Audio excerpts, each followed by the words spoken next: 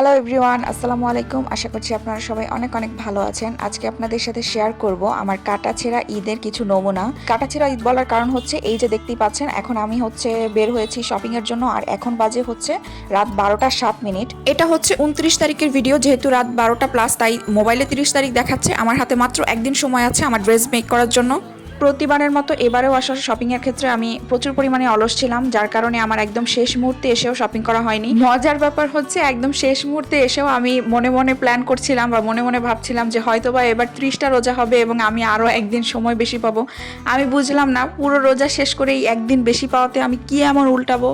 যাই হোক, এটা মনের সান্ত্বনা। পুরোপুরি আসা যাওয়া এবং শপিং সবকিছু মিলিয়ে মাত্র 2 ঘন্টার মধ্যে আমি শপিং কমপ্লিট করে রাত 2টা সামথিং সময়ের মধ্যে আমি বাসায় চলে আসি। নর্মালি আমি খুব বেশি বাছাবাছি পছন্দ করি না, শপিংয়ের ক্ষেত্রে আমার সময় খুবই কম লাগে।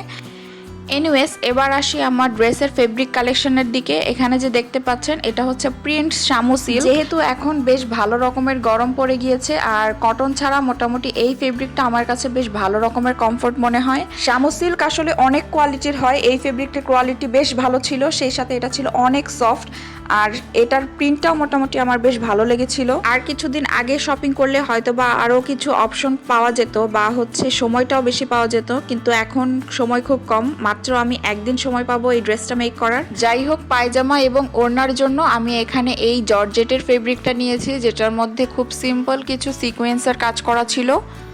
আর এখানে এই ফেব্রিকটা মূলত আমি নিয়েছিলাম একটা গাউন মেক করার জন্য, যেহেতু সময় খুবই কম। প্রথম ড্রেসটা মেক করার পরে যদি সময় থাকে সেক্ষেত্রে আমি এটা মেক করব, আদারওয়াইজ এটা থেকে যাবে, হয়তো বা ঈদের পরে বানানো হবে।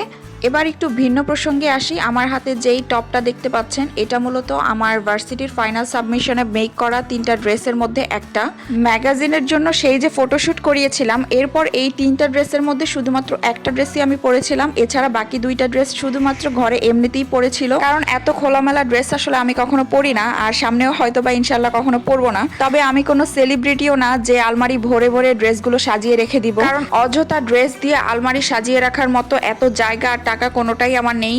সো মূল বিষয় হচ্ছে, এটার লোয়ার পার্টটা আমি ফেলে দিয়েছি, আর আপার পার্টটাকে আমি কোটি হিসেবে ইউজ করব, কারণ এবারের ড্রেসের সাথে এটা পুরোপুরিভাবে ম্যাচ হয়ে গিয়েছিল। এই আমার ড্রেসের ফাইনাল লুক। প্রিন্ট ফেব্রিকের একটা অংশ আমি আমার স্লিভেও অ্যাড করেছি। এছাড়াও ড্রেসটাকে আরেকটু গর্জিয়াস করার জন্য স্লিভটাকে আমি একটু অন্যভাবে প্রেজেন্ট করার ট্রাই করেছি।